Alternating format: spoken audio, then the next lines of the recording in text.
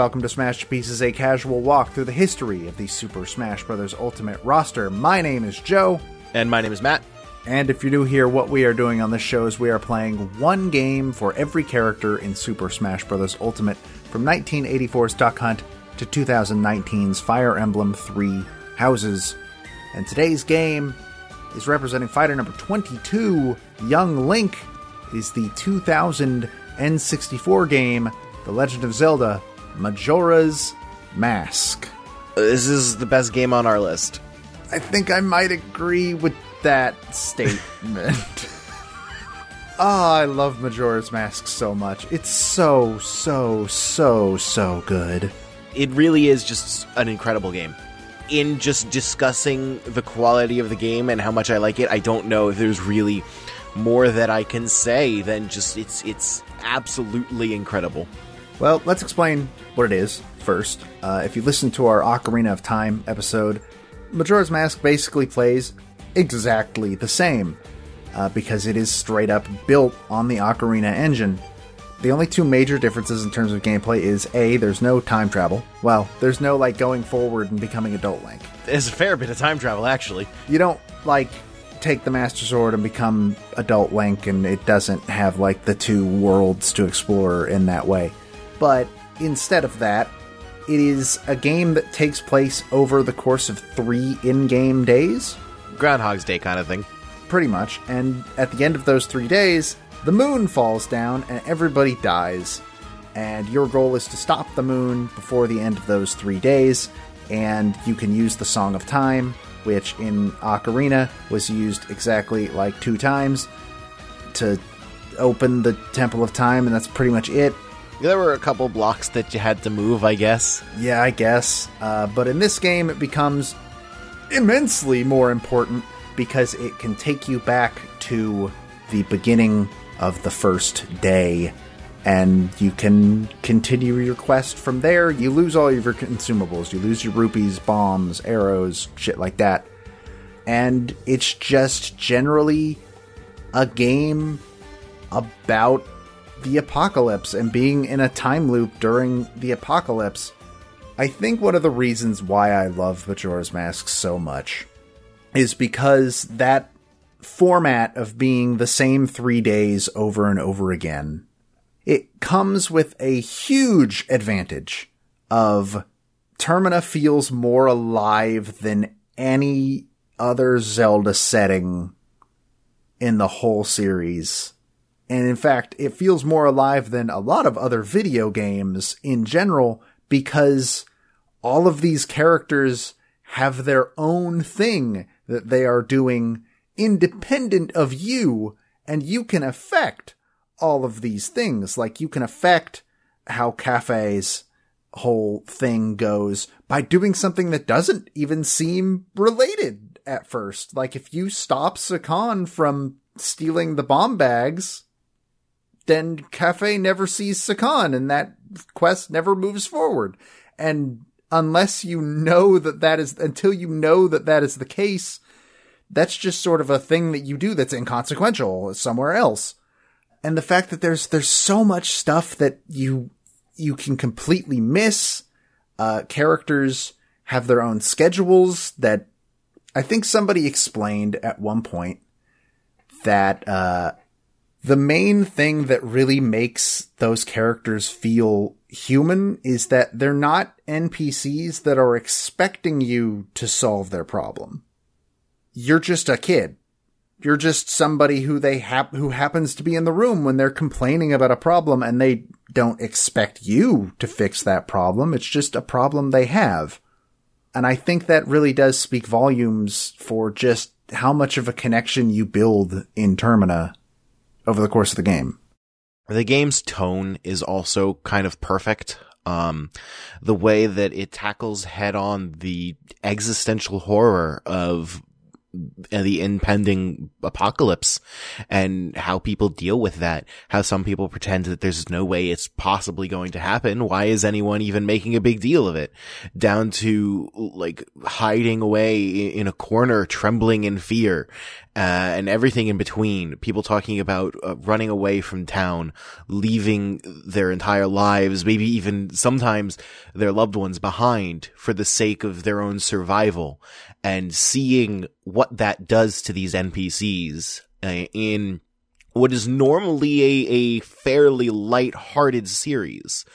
There's always been like shades of emotion and darkness in the Zelda games, but this is the only one that so directly tackles these ideas of death and despair and grief. And it does that in a very emotional way sometimes, both with with things like the long running Cafe and Angie side quest that it's the most involved side quest in the game, and it's all about reuniting two lovers who have been separated and are just trying to see each other again before the end of the world.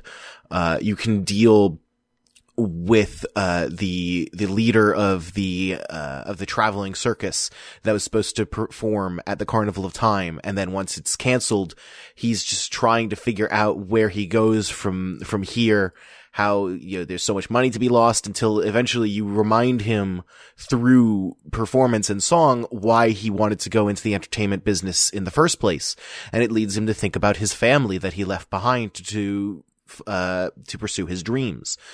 All of the side quests have emotional through lines like this, where you can really feel for these characters in ways unlike the majority of NPCs in games like this. That is a huge, huge reason of why this has always been the highest tier of what a Zelda game can be for me. And I also feel like in addition to all of that, the traditional Zelda gameplay is among the best it's ever been here. I think that they took a lot of the concepts they set up in Ocarina of Time and improved upon them all the more. I think that a lot of people complain that there are only 4 dungeons in Majora's Mask, but the lead up to those dungeons are better than they have ever been. There are whole involved quests into getting to each of those 4 dungeons, and that's just something you didn't really get out of Ocarina of Time or even Link to the Past. To get into the Woodfall Temple, you need to infiltrate the Deku Palace and get the song from the monkey. You need to figure out what's going on there and how to do it. And that is a whole quest that is far more involved than any other lead up to a dungeon in Ocarina of Time was. And definitely way more than Link to the Past was. And by the time you get to Stone Tower Temple, there's more or less 3 whole dungeons in that one area. You need to first go into the underneath the well, which I'll be honest is kind of a shitty mini dungeon. It's the one part of the game that I kind of think is just straight up bad. It's the only part of the game that I just outright dislike and think shouldn't be there. But it's still like sort of a dungeon's worth of content. And then you go into another mini dungeon in Ikana Castle. And then climbing Stone Tower is kind of its own mini dungeon. And then you finally get to the Stone Tower Temple, which is one of the more inventive Zelda dungeons ever made. And the 4 main dungeons in this game are some of the best dungeons in the franchise. I think all 4 of them are incredible. And Majora's Mask does such an incredible job of fusing this peak of traditional Zelda gameplay that was, more or less codified in Ocarina of Time with the emotional through lines of these characters and the overall depressing themes that end up with a final hopeful tone at the end where you manage to make these happy endings for everyone. And it just ends up to be one of my favorite games ever made, if not my number 1 favorite game. Yeah, it's definitely up there for me too. I think it's probably top 10, and for much of the same reasons. I don't think I appreciated this part as much when I first played it, but going back to it really made me super appreciate all of the Romani Ranch stuff, especially just the beginning of riding in Cremia's carriage and just her sort of opening up about her for the most part, inconsequential problems because, I mean, yeah, you've had it rough, Crimea, but the moon is falling down, and I have so much to worry about. And that's even like reflected in her dialogue too. Like she just talks about like her life and how she's got how things have been going at the ranch and how she's got a friend in town who's getting married in a couple days. And then that leads to her looking up at the moon, wondering if in a few days is even going to be a thing that happens. And you also get the context, if you dig a little bit more, you get the context that Crimea might be in love with Anju's fiancé. Yeah. And she feels really bad about that. Which is one of those sort of secret cutscenes that you can very easily miss. When I showed that scene of Anju talking with her mother at like midnight, a lot of people had never seen that before. And it's how Anju's mother thinks that Kafe ran away to be with Crimea. And I mean, look, I'll be real. Crimea is cuter. But it's really intimate in a way that Zelda games don't tend to be intimate. And I just really, really like it. But I think an even more interesting part about this game is how it was made or why it was made. Yeah, we just each individually gushed for like 5 minutes about this game. So let's get into some more objective history kind of things. I think you did some research into it to like, obviously everyone knows by now, this game was made with like a 1-year turnaround. They reused a lot of the assets from Ocarina of Time, but I think you dug a little deeper and found some of the lesser known things, right? Yeah, a little bit. So last episode, our guest Neil suggested we read a book that recently came out about the development of Majora's Mask. And I didn't finish the book, which I know I had 5 weeks. I should have been able to finish the damn book. That's okay. I didn't start it. I made it like halfway through. It's very good so far. It's got a couple of spots where it's like, that's not correct though. But whatever, that's nitpicking at that point. So I got about halfway into the book and learned a couple of tidbits. Obviously, the story is pretty well known, like you said. It kind of started out with Miyamoto wanted the team to make what would essentially have been Master Quest on the N64. Like, he wanted to, like, mirror the map and have the dungeons get remixed, and he basically just wanted it to be like Ocarina of Time New Game Plus. And Eiji Aonuma, who had been the main designer behind Ocarina of Time, he was the guy that he actually designed all of the dungeons in Ocarina. And nowadays he's like the Zelda guy, right? Yeah, now he's in charge of the franchise. That began with this game. He didn't really want to do that. He did not want to just remix the dungeons he'd already made. So he kind of just started working on new dungeons, like brand new dungeons, and eventually was like, all right, this is going a little bit far for just being like more Ocarina. So he went to Miyamoto and was like, look, can we make a full game? Can we just make a different game? A different Zelda game? And Miyamoto surprisingly said yes, with the stipulation that the team would be smaller and they only had a year to make it. And they also had to build it on the Ocarina engine, which I assume was probably their plan in the first place anyways.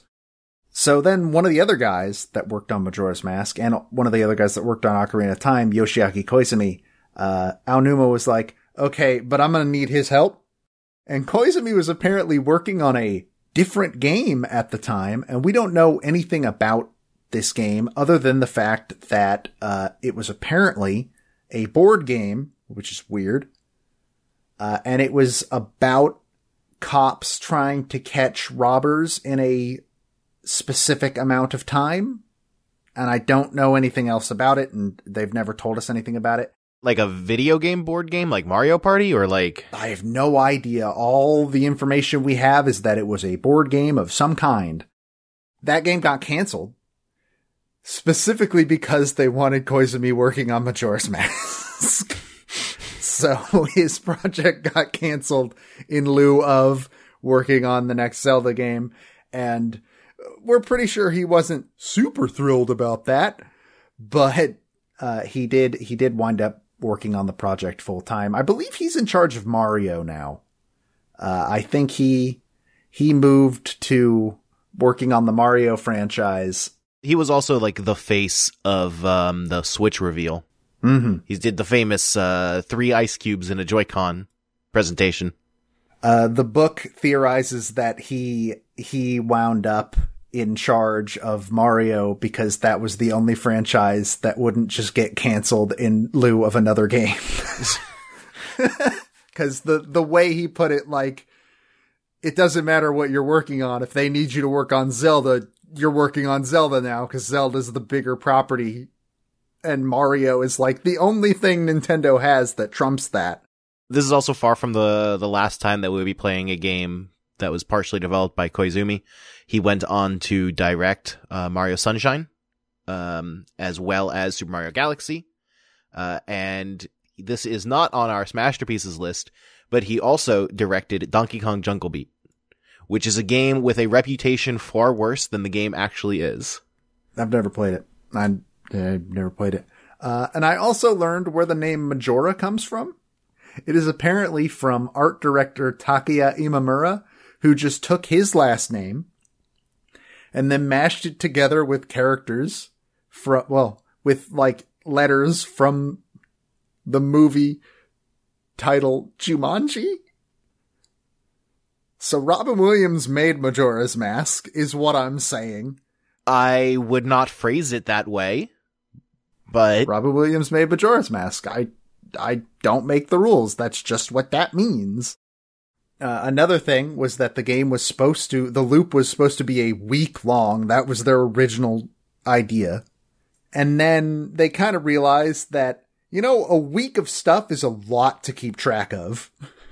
Like, a full cycle in Majora's Mask, depending on what you're doing, can take upwards of 3 hours. And that's 3 days. it could take a little longer than that from personal experience. Well, yeah, if you're doing literally everything, it took about 4 hours for you to get through the mega cycle that you did. And so they kind of realized, like, a week is too long. That's too much.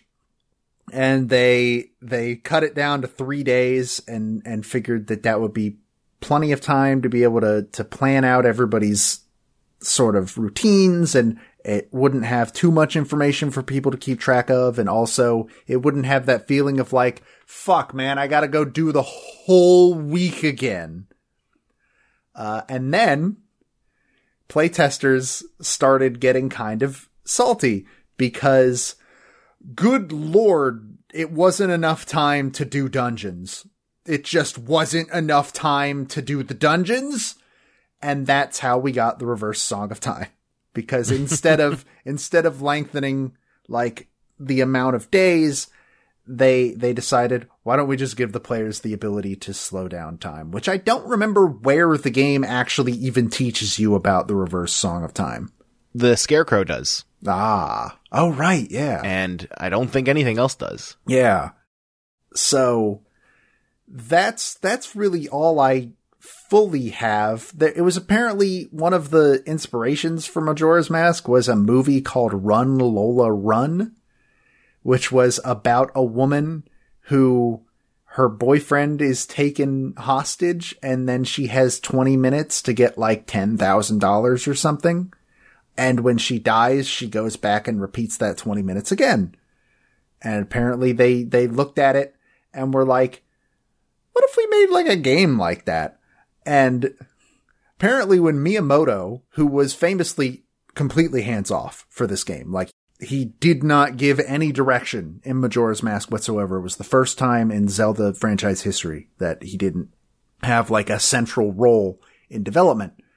In fact, he was so hands off that the team actually got worried a lot of like, hey, Miyamoto hasn't said anything in a while. Is that a bad sign or a good sign? He's just forgotten about us. Because it was weird, because apparently during Ocarina's development, he was just on top of everything. Same with Mario 64. That was Miyamoto's sort of management style. He was on everybody's backs all the time. So when they were making Majora's Mask and he was just sort of gone, they were like, this is weird. Like, this is super weird. But apparently at some point during development, Miyamoto saw the movie Run Lola Run and then was like, ah, shit, did we like rip this movie off? Are we going to get sued? Like, is our game going to be way too close to this concept? And it wasn't. It's actually quite far away from the concept in general.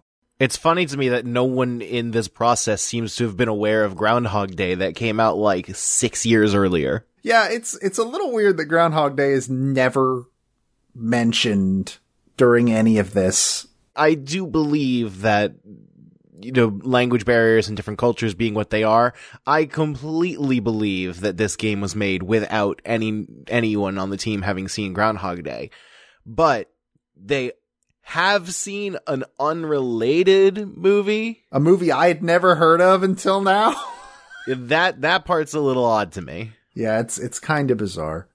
But yeah, that's essentially where that came from. Aonuma says that the idea for the moon falling down was actually a daydream he had, or I guess he was looking at the moon and thought, man, what if that fell? What if that just went really wrong? And that's the entirety of the inspiration for that, apparently.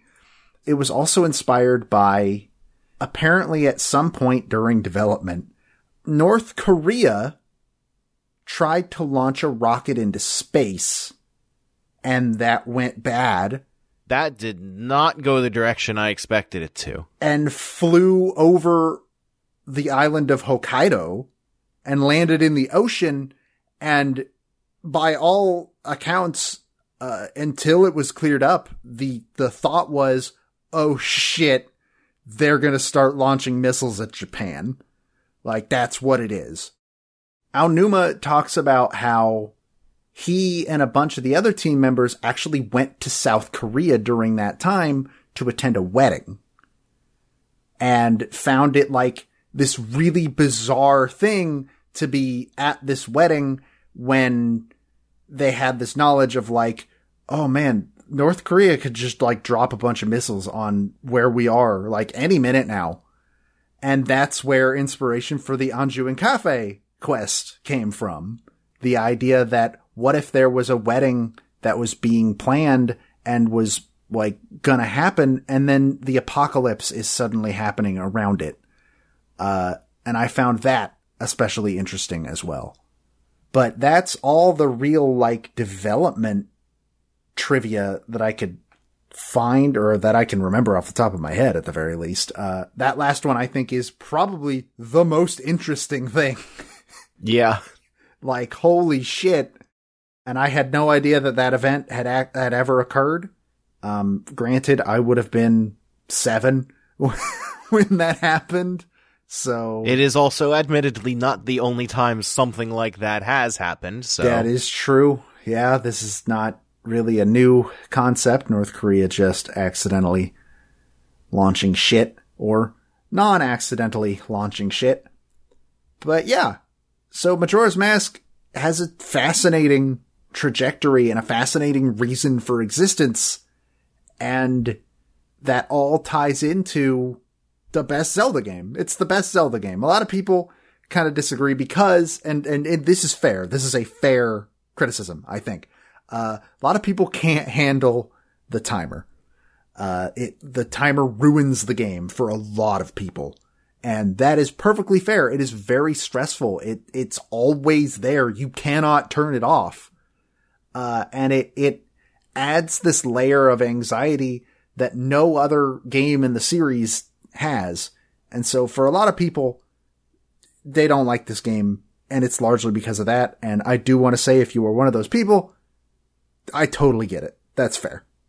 But to me, like, this is the best game in the franchise. 100%. I think the timer feels a lot more dangerous than it is. I think that if you have the inverted Song of Time, which admittedly the game does not go very far out of its way to make sure you know about, it's very difficult for the timer to really be a dangerous problem unless you're trying to do too much in one cycle.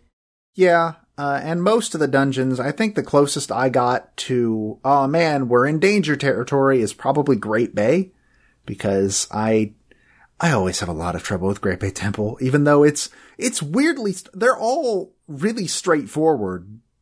Like, all of the dungeons are weirdly straightforward, but they look a lot more complicated than they are. Even Stone Tower, which feels like it should be one of the most complicated dungeons in the entire series, isn't really that complicated. I think the dungeons are all still incredible. I think they're all very good, as much as I kind of dislike Great Bay Temple, but it has a very good idea. I just don't like it because I don't like water stuff. I feel like if there was one temple to dislike, it would be Snowhead. Snowhead has a lot of the same problems I had with the water temple in Ocarina, where it's like, well, if you fell down, it's now a whole fucking process that you have to go through. It's like worse than that too. Like in Snowhead, it's actually, what, you fucked up rolling around this corner? Guess what? Now you have to start from the bottom and climb all the way back up. There's no faster way to do it. Speaking of, did you ever fall down in the fire temple in Ocarina of Time? Yes, actually, I think I did. That is the definition of hell. I don't like it when dungeons do that, when it's just like one mess up is going to put you back like 10 minutes. Maybe not 10 minutes, but like any amount of time more than like immediately being able to try again, as long as it's not like you died. Obviously, if you die, yeah, you go back to the beginning of the dungeon. That's just how the game works. Dying would kind of be less frustrating. But it's just, Snowhead is a perfect example of, you fall down and good Lord, there's so much you have to go through to get back up to where you were if you fell from the top or some shit. So much. Woodfall, I think, is the least bad about that. I guess Stone Tower too. Stone Tower's not too bad about that either. Stone Tower isn't very vertical, which is surprising given its whole thing is being turned upside down. Yeah. Which, funny how, in the lead up to this episode, our bonus episode was on Symphony of the Night with its inverted castle. Yeah. Stone Tower handles this concept significantly better. Yeah. And I imagine that's because Stone Tower was always planned to be, like, flipped from the start. Yeah. And also it's a smaller area, obviously. That makes it a lot easier to plan for it. But, otherwise, like, I think the bosses are alright. Goat is the only one that I really love. Adolwa's pretty cool. I like Adolwa. This playthrough was a big factor in me going from, man, Goat is the coolest boss in the game, to holy shit, I hate Goat. I still love Goat. I think Goat's a lot of fun. How do you dodge the lightning? You get lucky. I fought him 4 times and still don't know how to dodge the lightning. The only boss I think is actually, well, I think Georg is really boring. I don't like Georg at all. Did you beat Georg the intended way or by just ramming him with the magic shield? The intended way. Yeah, so the first time I got lucky and just rammed him with the magic shield and it just worked. And then the second time, for some reason I couldn't get that to work, so I had to do it the intended way. You have to hit him in such a specific spot if you do it the non-intended way, and it's not super accurate and it's not super consistent. And the intended way is so simple. It's really simple and it's really boring. It's just the most boring boss in the game. And the only boss I think is actually straight up bad is Twin Mold. I don't like Twin Mold at all. I hate that boss so much. Twin Mold's kind of interesting without the Giant's Mask a little bit, but I also don't want to be too negative on Twin Mold because they made it so much worse in 3DS. Yeah, it's really bad in 3DS, which, you know, you should talk about that, about 3D and why we didn't play 3D. So, the 3DS version, I'll be kind of brief about it because I think there's a video by a YouTuber named Nerrel, Nerrel, that goes over the not great changes in the 3DS version. And it's all a lot of small things. And the 3DS version isn't entirely a negative change. There were a lot of good changes too. But the small changes add up so much that I think they outweigh the negative changes. And it's still Majora's Mask. If the 3DS version is the only possible way for you to play this game, then by all means. But if you have the choice, definitely play the original, because the 3DS version, in addition to all those small changes that add up, has one major change that is very bad. And that is that they nerfed the inverted Song of Time. In the 64 version of Majora's Mask, the inverted Song of Time slows down time to 1/3 of its normal speed. In the 3DS version, it slows down to 1/2 of its normal speed. When you did Stone Tower Temple, I looked at the time that you finished at and I mathed it out. You might not have been able to finish Stone Tower Temple in the amount of time that it took you on the 3DS version. I remember it coming down to the wire when I played it on 3D. That was a while ago, but cause I remember being surprised, like, this went a lot faster than I thought it would. And the thing about this change is that it seems to have been done by accident, because the timer in Majora's Mask is tied to the frame rate. If you manage to increase the frame rate in the Nintendo 64 version, then the timer will go faster as well. And in the 3DS version, they increase the frame rate. And they did compensate for this with the regular speed, without the inverted Song of Time. So that runs as intended. However, the amount that they nerfed the inverted Song of Time is an exact perfect match to the ratio at which they changed the frame rate. So it appears to be that they nerfed the inverted Song of Time by accident. Which, that seems so bizarre to me. How does that happen on accident? I mean, I guess if you're just not thinking about it, and it's just like, yeah, it slows down time. There we go. We did it. Obviously, there is no way for us to know for sure.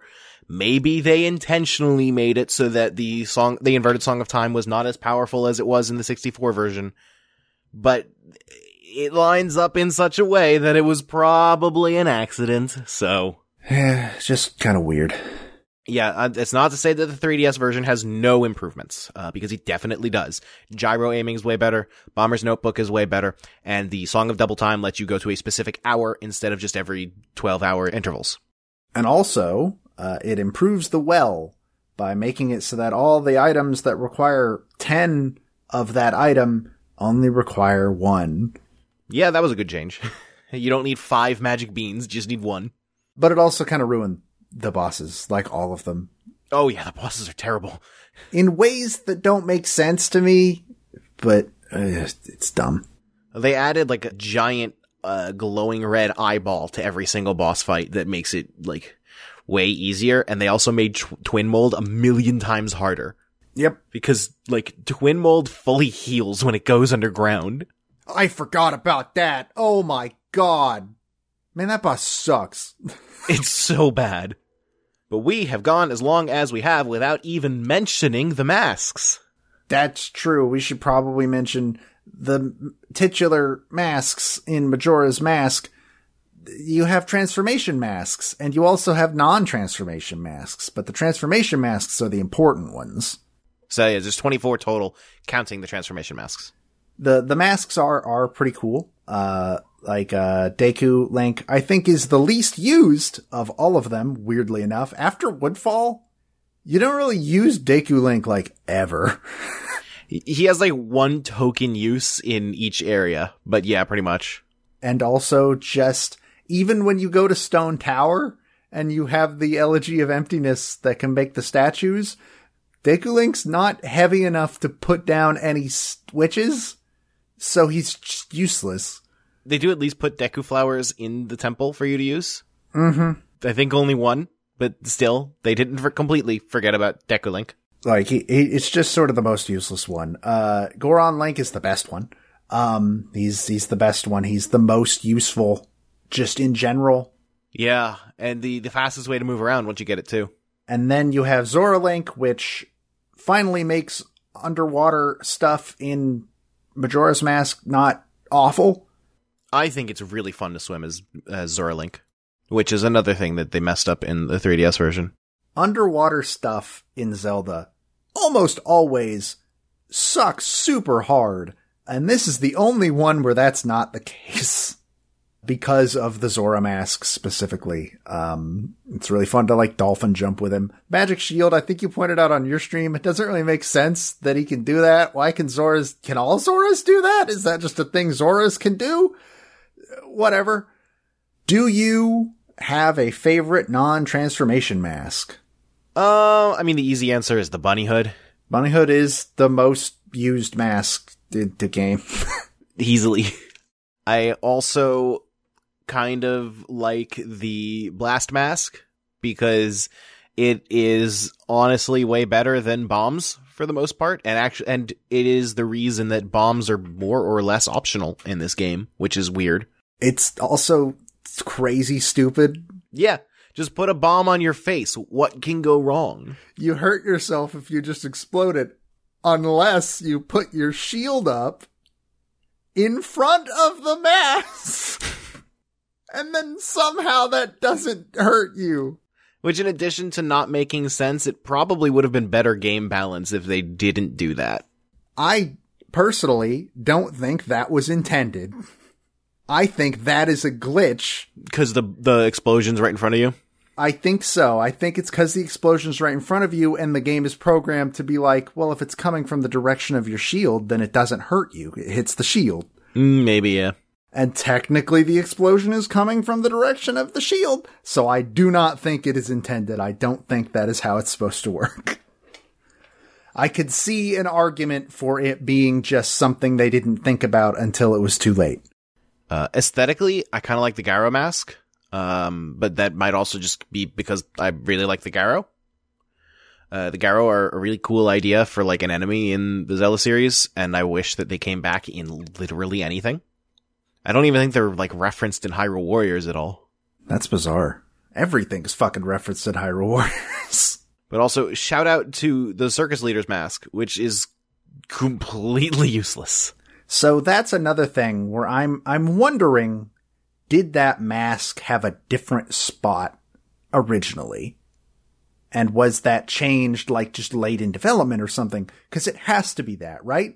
Because all it does is make it easier to get a mask that you have to get that mask. And so I wonder, like, was he in a different area at some point? Or was that mask added, like, before the Romani mask was made required to go into the milk bar? Or it might also just be that they looked at the menu and said, hey, we need another mask. Potentially, I guess. Because there are a few masks that it's like, okay, well, this, I don't know about this one. Like the Gibdo mask is a little, The Gibdo mask is used exactly like one time, which is the bottom of the well. The couple's mask, despite being the reward for like the most in-depth side quest in the game, is also kind of lame. Does it do anything? It gives you a single piece of heart. Because it lets you resolve the argument in the mayor's office. What? I've never done that. This is what you get for missing the start of my stream. Interesting. My favorite personal mask from an aesthetic standpoint is the stone mask. Because it's the dumbest looking thing in the world. And I love it and want to protect it. I want, if somebody... You know, my birthday is soon. If somebody wanted to, like, make me a stone mask, I would hang it on my wall. Don't actually do this. Unless you, like, have the ability to make a stone mask, and then contact me, and I'll pay for a stone mask. I love the stone mask. It's so stupid. The stone mask is in Hyrule Warriors. Good. As well as the Circus Leader's mask, and not the Gyro mask. The stone mask is so dumb looking, and I love dumb shit. And the stone mask is the dumbest shit. I think I would also agree that my personal favorite mask from a functionality standpoint is the bunny hood. I don't think there's any better answer than that. I think the bunny hood is the clear winner. The Mask of Sense is also like really low tier as far as like what it actually does. Because Because despite having a completely unique animation when you are using it, the only thing it does is lets you find magic mushrooms in the forest so you can get blue potions. But it's also not the only way to get blue potions. And despite being the mask that I personally think is the biggest pain in the ass to get, because fuck that maze. Oh my god, that maze sucks. It sucks so much. The Deku Butler maze? Yeah. It's only made better by the fact that this game has surround sound, and so you can hear where he is. So it's better than the Dampe race. Oh, it's significantly better than the Dampe race. Like, you missed the part where, when I was in the Mega Cycle and the chat was like, oh, this is so much better than the Dampe race. Yeah, it's way, way, way better than the Dampe race at the very least. Ocarina of Time also has surround sound. Well, I played it on a 3DS where that doesn't matter. Also, I'm pretty sure you meant to say stereo sound because I doubt stereo, you played this game in surround sound. Yeah, I meant to say stereo. I meant to say stereo sound. So you can kind of hear where he is so you don't get lost.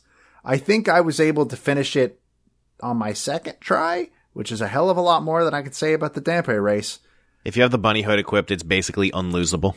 Yeah, which is another point in the bunny hood's favor. Let's see, what other ones do I really like from an aesthetic standpoint? The All Night Mask has like interesting implied lore to it, despite being another one of those where it's like, this is used for one thing and then never again. Being that I believe lore implies that it is a torture device. A Gossip Stone refers to it as, quote, a torture device of insomnia. Oh, well, there you go. So yeah, it was a torture device, probably used in Ikana if I had to take a guess. The lore behind Ikana Kingdom is so cool. It's very neat.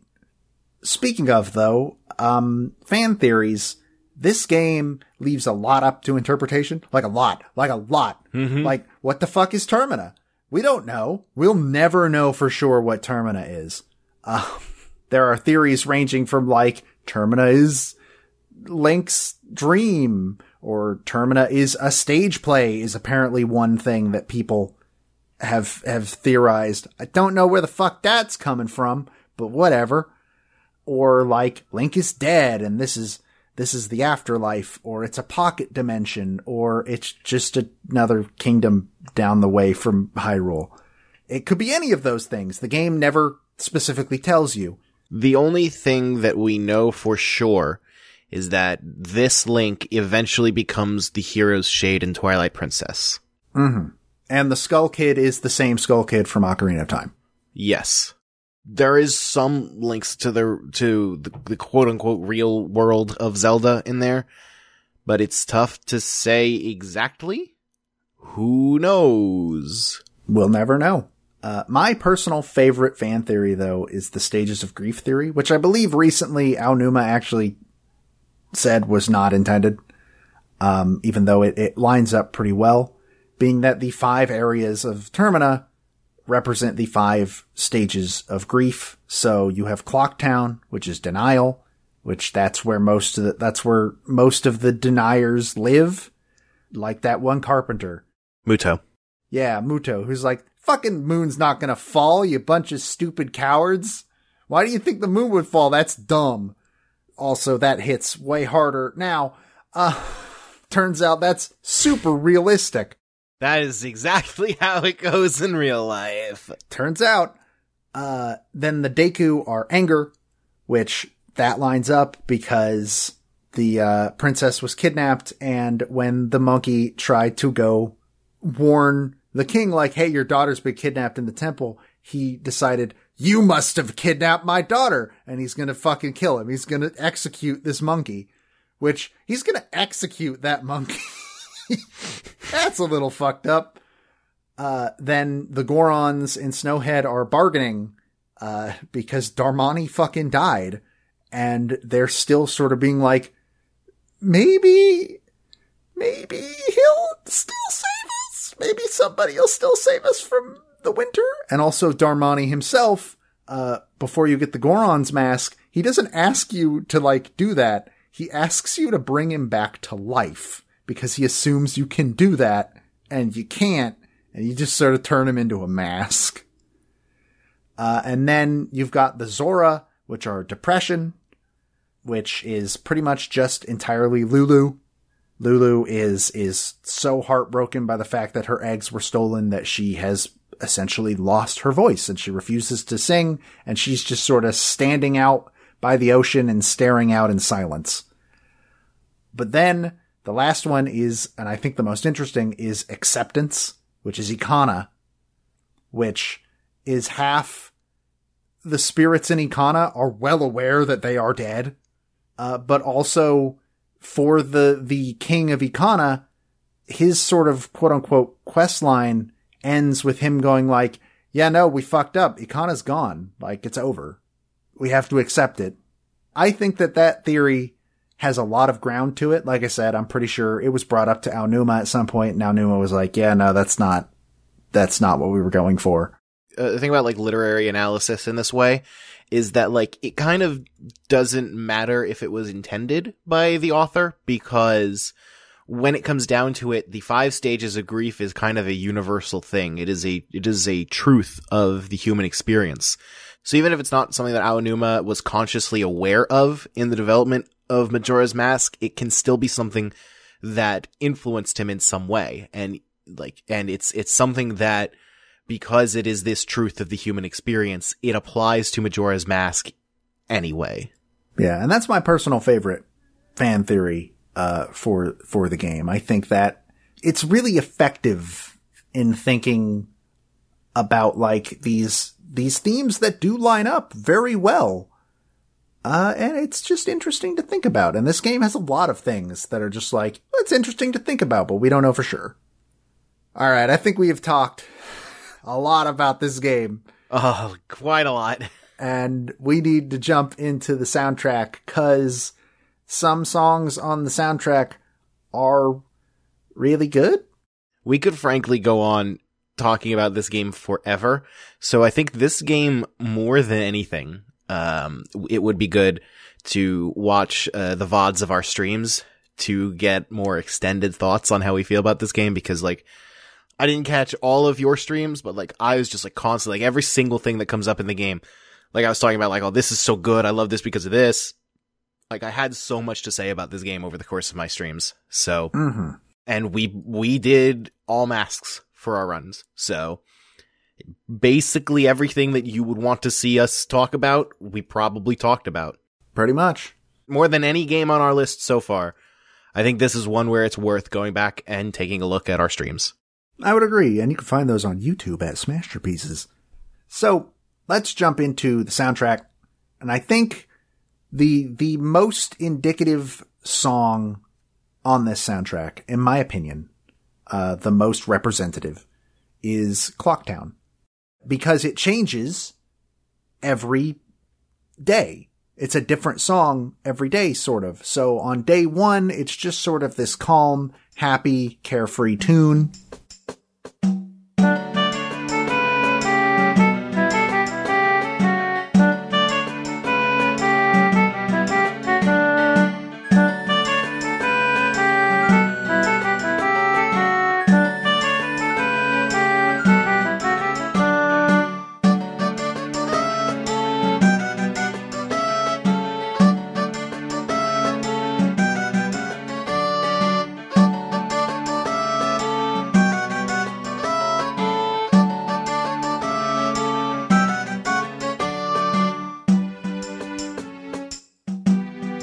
And then on day 2, it's raining, and it's starting to seem a little bit more real that the moon is, in fact, falling down, and the song gets faster. It's now a little bit more hectic.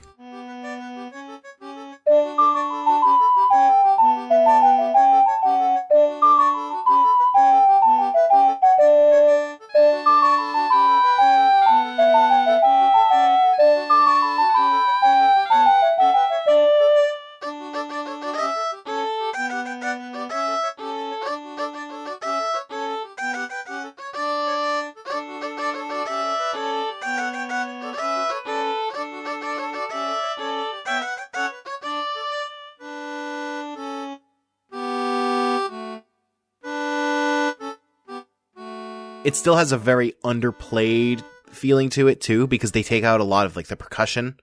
In fact, there's no percussion now that I'm thinking about it. So it's hectic, but also very, I don't want to say flat because that implies that it's not as, there's not as much going on, but it's very thin. So it's hectic without feeling like there's a lot happening around you. It's not chaotic.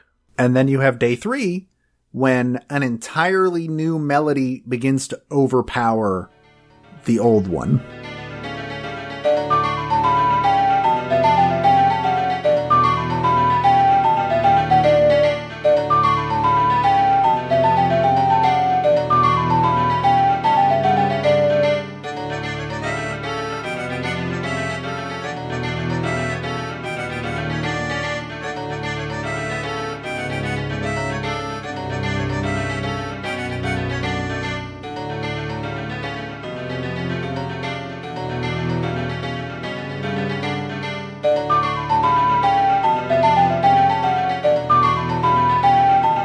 Like, the old one is still there, but now this sinister feeling sort of melody is kind of like taking over the song almost. Like, the panic is finally boiling to the top, and it's real now. Everybody understands, like, oh God, no, this is actually happening. And it's just super interesting. And then when you hit the last 6-hour mark or so, midnight on final night, then the music changes one more time to final hours.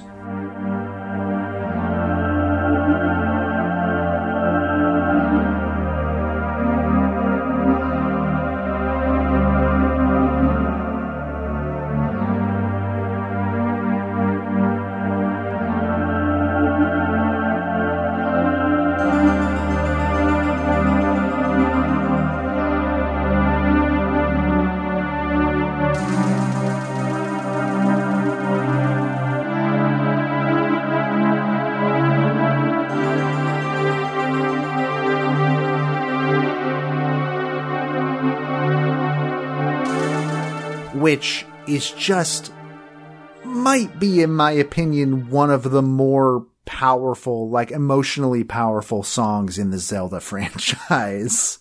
I think Final Hours totally nails the tone.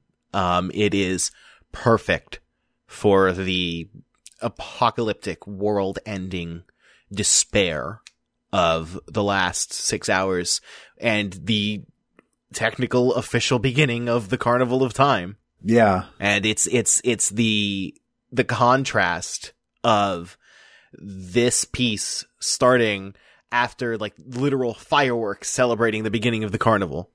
And it's got this melancholy feeling to it, but it's also like it brings about this vibe of acceptance because there's no escaping it now. Everybody knows it's, even Muto at some point, sort of in his own way, admits that the moon is falling by screaming at the moon that if it's gonna fall already. Which is, you know what? That man's got a bit too much of a backbone. It's his own kind of despair. There is so much on this soundtrack. I cannot possibly bring up every example. The obvious that everyone brings up as one of the incredible songs is the Deku Palace.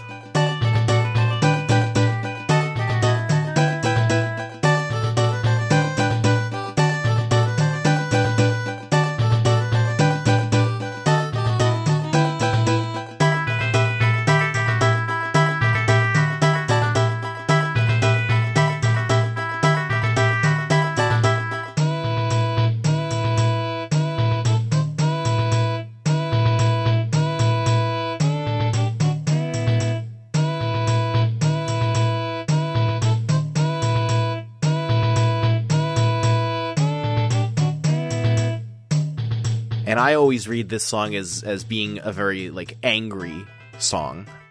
One of my friends, who's also a very big Zelda fan, we actually got into an argument over which remix of the song was better, the Ophany or Rosen. And I have the very controversial opinion that the Rose End version is better, which is not to say that the Ophany version is bad, because the Ophany is absolutely incredible musical artist who put out absolutely incredible Majora's Mask albums. But the Rose End version, Rose End is another incredible composer who does a lot of game remixes. It captures that feeling of anger and rage that embodies the Deku arc for me. And I feel that in this song. I feel the rage of a people who feel that they have been wronged. And it's just so emblematic of that arc for me. I agree. It's a really, really good song. I have one song where, like, I heard it, and I had never heard the song because I'd never done this part of the game before. The Goron race theme?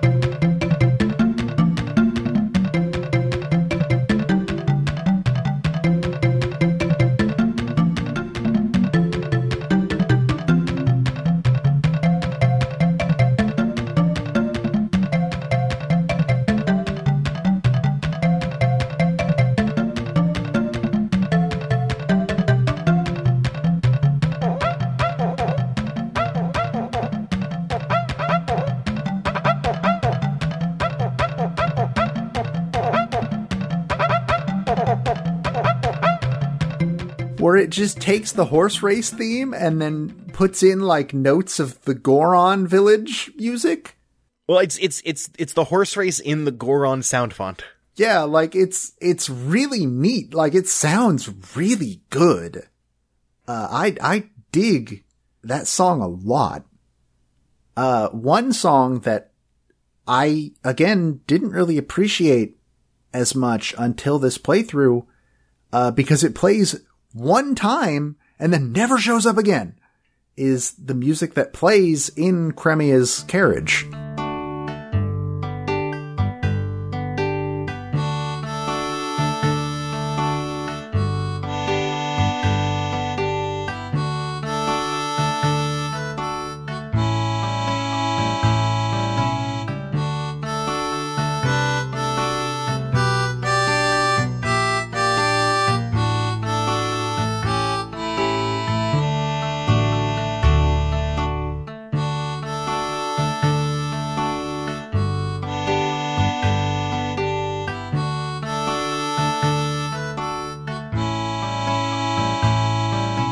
Yeah, this song's so good.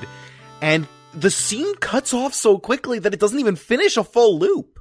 Like, you can hear it cut off in the middle of a phrase. It's such a nice, wistful piece that just carries so much weight to it. And it's never used again. I, like, completely forgot this song was in the game until we played it. And now, like, it might be one of my favorite songs in the game, I think. I don't even know, like, how to, like, what song do I even bring up next? They're all so good. I can give one more that I think is probably one of my favorite dungeon songs in the series. Stone Tower Temple.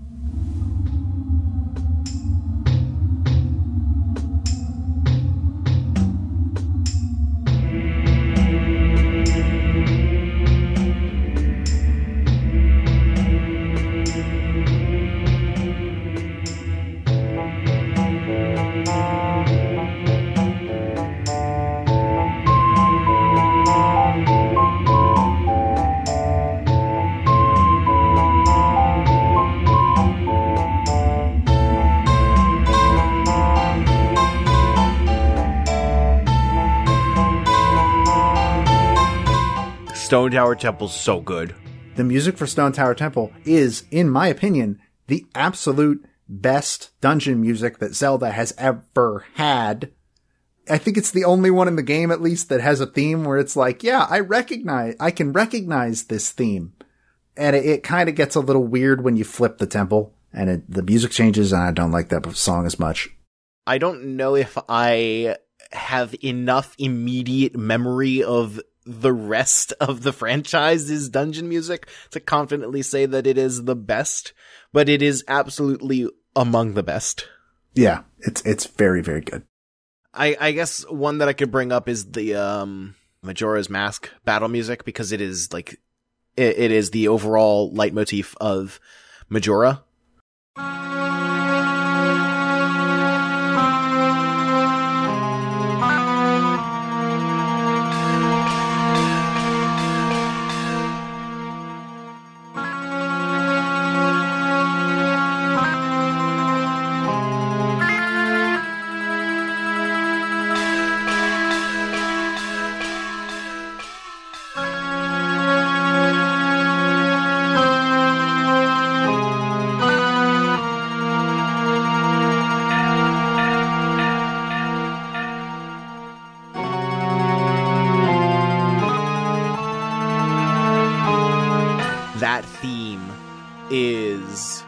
haunting in such a perfect way.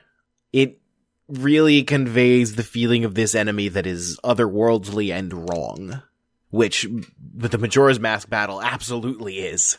Yeah, it's the most bizarre final boss, possibly the most bizarre boss in general in the franchise. Like, Majora's Mask and Majora's Wrath is fucking weird. Like, it's cartoonishly weird, and that somehow makes it scarier. Yeah. Like, cause it doesn't feel like something that should be in this game. It plays into the idea that this thing is otherworldly. It's like, it doesn't make sense to us, and it looks down on us and thinks so little of us. You used the Fierce Deity mask for the final boss. I chose not to because I had never properly fought the boss. So I decided, you know what? I'm not going to use the Fierce Deity this time. And if you take enough time against Majora's incarnation, it basically taunts you. It literally dances around, because it thinks so little of you. It is an entirely different tier of existence. Yeah, it's a really, really neat final boss. I guess we should probably give a brief shout out to the Astral Observatory.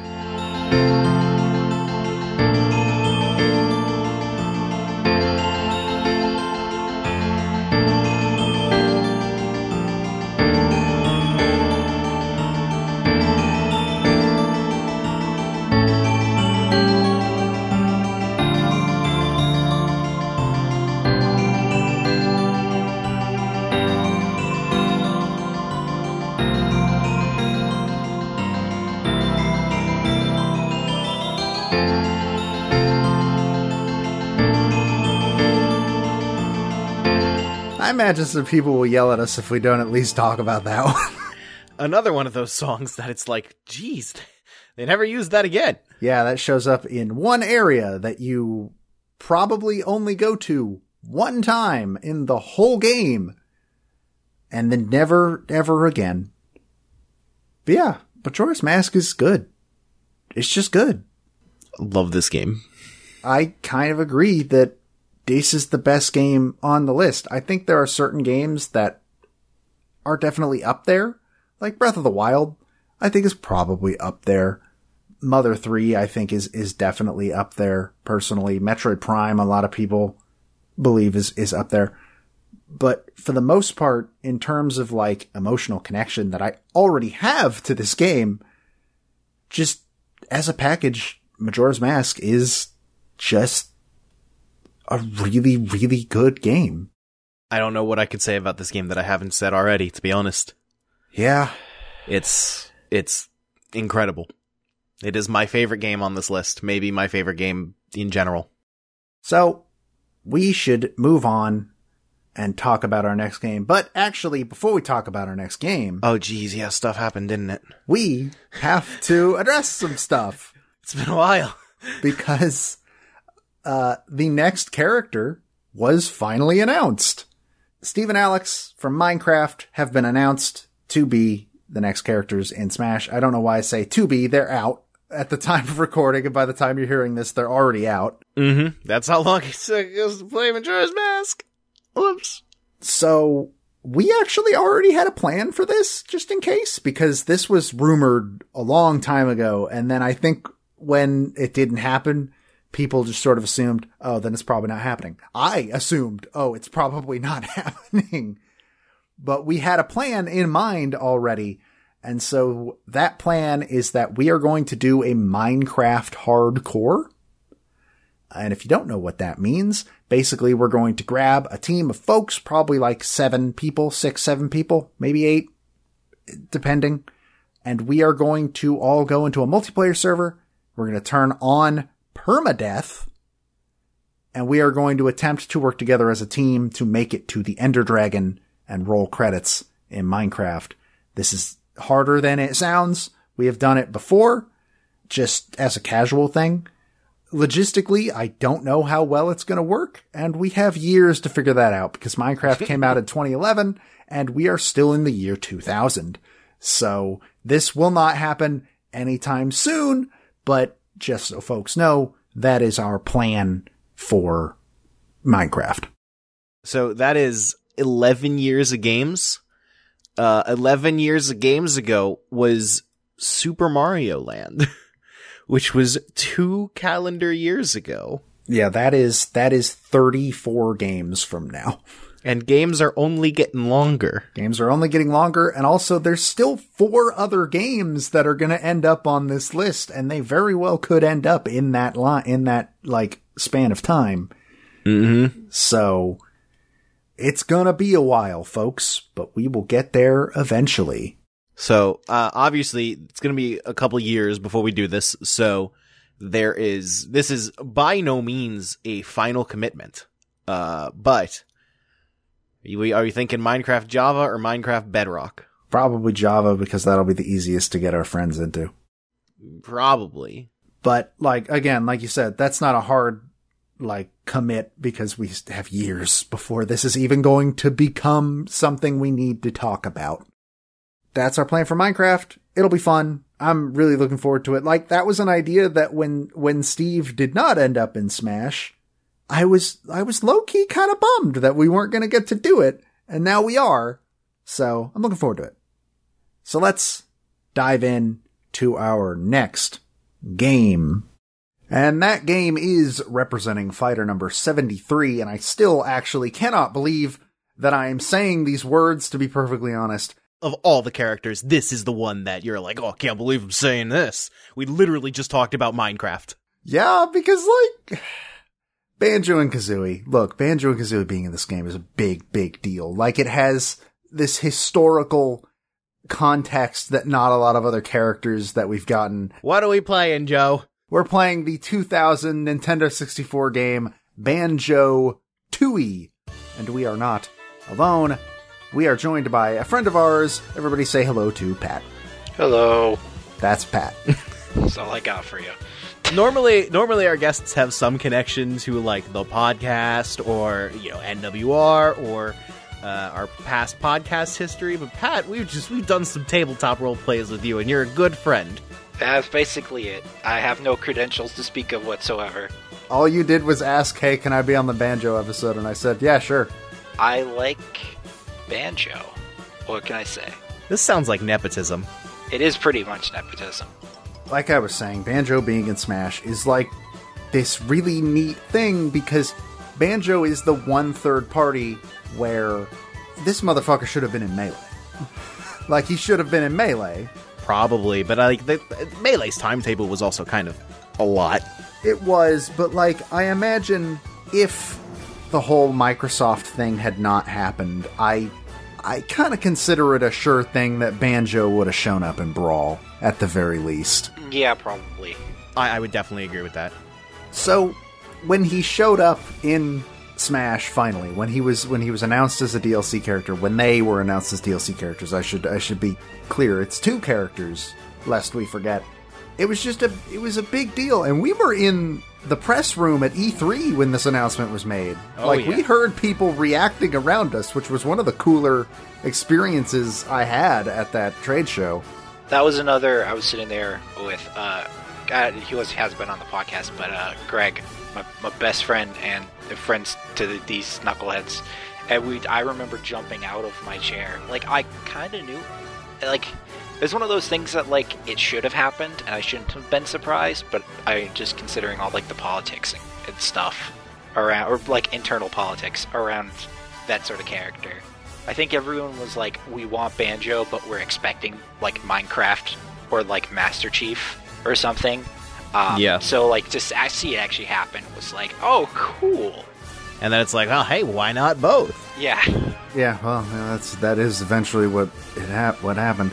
And that's why I say I can't believe that I'm saying that we are playing a game for Banjo and Kazooie for our Smash podcast. It's so cool, and it has so much historical significance for just everything Nintendo. So let's address the elephant in the room. Why the fuck are we playing Banjo-Tooie and not Banjo-Kazooie? And the answer to that is we actually have a throwback episode of a bad podcast that me and Matt made years ago. It's like 8 years now. It's like 2012, I think. I think that's correct. Where we played Banjo-Kazooie, and it was basically, this show was a proto Smashterpieces without the sort of template of playing for every character in Smash. It was just sort of, what game do we want to play? Let's play that. Yeah, it was basically just like a video game book club podcast, which, like, hey, real original there. But it's, the structure of the show ended up being shockingly similar to what you're listening to now. So we dug it up. We edited it a little bit to be slightly less terrible. And it's on all of our podcast feeds. You can find it on like Spotify, Google Play, iTunes, wherever. If you scroll down, it's right there in between Earthbound Part 2 and 3. You have basically a Smashterpieces of us talking about Banjo-Kazooie already. So, yeah, from there we figure, well, let's do another one about a different game. Banjo-Kazooie Nuts and Bolts, right? That's the one. That's what we're here for. I, funnily enough, bought an Xbox for this. I borrowed an Xbox for this. On paper, I bought an Xbox One for Banjo-Kazooie. I bought it for a lot of things. I just kind of figured, fuck it. I want to play some Game Pass. I have Game Pass. I might as well buy an Xbox to play Game Pass games on.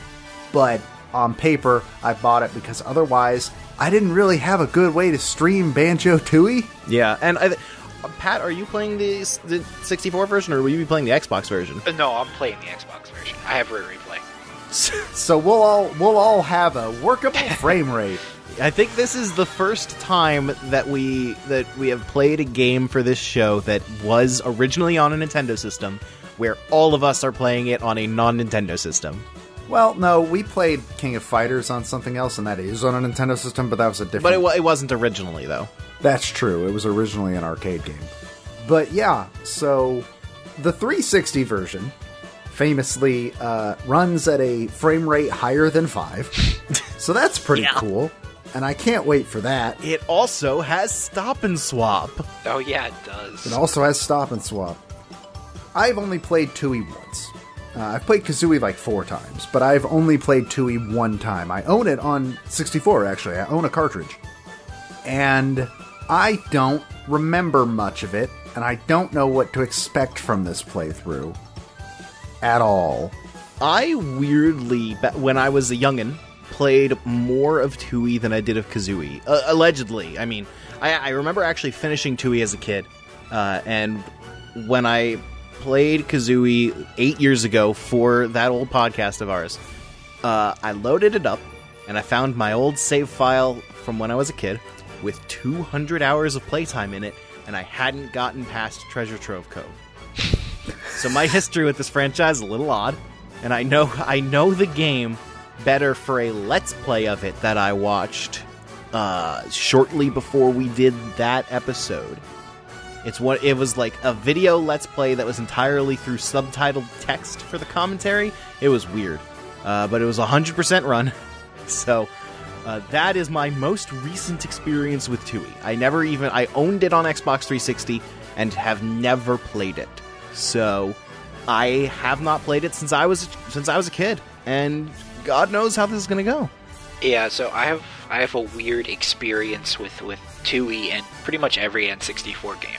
As I grew up with those games, but I never owned an N64. So I vividly have memories of like Ocarina of Time and Mario 64 and Banjo-Tooie and all these N64 games, but I never actually got to play them. I just got to watch my friends play them. So, like, when I got my GameCube, which was my first system I ever, received, I got a PS1. It was given to us. My parents were adamantly, against having video game consoles in the house for the longest time. And their friends just gave us a PS1 and pretty much ruined my life going forward, because now all I do is play video games. But GameCube was my first Nintendo console, so it came with the Zelda 4-pack thing that was selling, which had Majora's Mask on it. Hey. So I got to play those games she really wanted to play, and I also got a DS a little bit later, and I got to play Mario 64 on the DS. But I never got to play Banjo for the longest time. I tried playing it in various ways that didn't work out, and then eventually I bought a 360 to play the Halo trilogy and Reach. And I just got it on the Xbox store. So I actually own it 2 times over, because it transferred over with my Microsoft account, and I have it on Rare Replay. So my Xbox probably gets confused whenever I go to play it on Rare Replay. In my personal experience, it sure does. But yeah, I never knew anyone who had, or if they did, if my friend specifically who I'm thinking about had it, I never knew anyone who had the first game. I knew Tooie was a sequel, because, like, obviously it's called Tooie. But, like, I never, like, played the first game, and then when I went back to it, it was so different, because I remember Tooie has this weird, like, it's a Rare game. Like, it feels very, like, satirical and, like, kind of dark in a way. Like, the way this game starts is still baffling to me, going back and, like, because when I was a kid, I was like, aha, fun. But thinking about it now, it's like, if I had played Banjo and I just started the game, and then that cutscene had played, I don't know how it would feel. Yeah, it starts off with a major character death that doesn't get resolved until, like, the end of the game. Yeah, and it's, like, it's pretty dark. Like, the entire game has that sort of, like, sarcastic, satirical Rare thing. So when I went back to play Kazooie, when I got it on the, I want to call it Virtual Console, but the Xbox store, I was like, oh, this game's weirdly, like, cartoony and, like, not what I was expecting. Like, there's some of that there, but Kazooie is a shockingly normal game in comparison. Yeah, Tooie's messed up. It's great. I love it. Now, that should come with a stipulation, real quick, everybody. If you've never played Banjo-Tooie and you're playing with us alongside it, certain parts of Rare's sense of humor didn't age great. Oh, yeah. We're gonna be talking about racial stereotypes next episode. Yeah, because one character sure is... Oh boy, she's quite a thing. Okay, now I know who we're talking about. I'm like, we could actually be talking about multiple characters at this point. Yeah, we sure could, and that's the scary part. So just remember that this game came out 20 years ago. Mm-hmm. And it was a different time, and I don't think it's gonna be that bad. I really don't. It's just gonna be one of those things where you go like, ew, and then we just move on. There are certain things that are going to be a little bit questionable. And the next game they made was Conquer, right?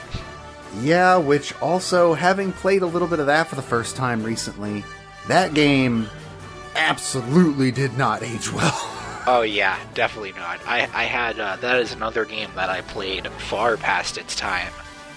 Though, to be fair, I probably wouldn't have played it during my time anyways, because, man, Conquer is rated M for mature for a reason. It sure fucking is. I had a friend who was moving away, and that was during his going away party. We sat down to play Conquer because he really liked it, like a bunch of my friends, and we like stayed up till like 4 a.m. trying to beat Conquer. I think we got to the part where like the Saving Private Ryan thing happens, and we had to... What? Oh, you don't? Yeah, there's a Saving Private Ryan thing in Conquer. I've never played Conquer. What? It's a weird fucking game, man. One of these days I'll go back to it and try and finish it. Well, I am going to cut us off here, because we have been going for a good long while now for this pre-show. Yeah, the one thing that I do want to say before we cut it off, though, because it's got to be said, it's going to be pretty interesting seeing how I feel about this after Donkey Kong 64 came in and out of my life. I think it's better than DK64. You take that back. How dare you? Boy, I hope so. How dare you, sir? The greatest game ever made can't be topped. We literally just said Majora's Mask is the best game on our list.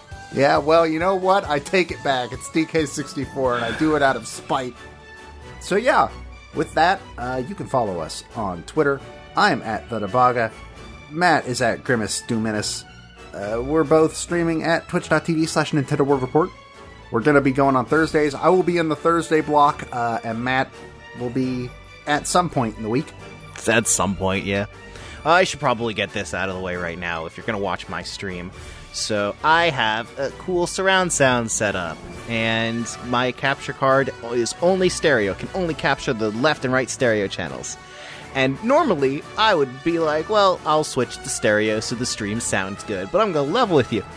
I want to play Banjo-Tooie in surround sound because the Xbox port of Banjo-Kazooie has some 10 out of 10 surround sound support. So sorry guys, you just gotta deal with it. If you want to hear all the sound effects, you watch Joe's stream. And other than that, you can follow us on Twitter at Smashterpieces. You can follow us on YouTube at Smashterpieces. That's where all the VODs go. That's pretty cool. If you want to see the Mega Cycle and stuff like that, Which you should. you can go check out our VODs at Smashterpieces.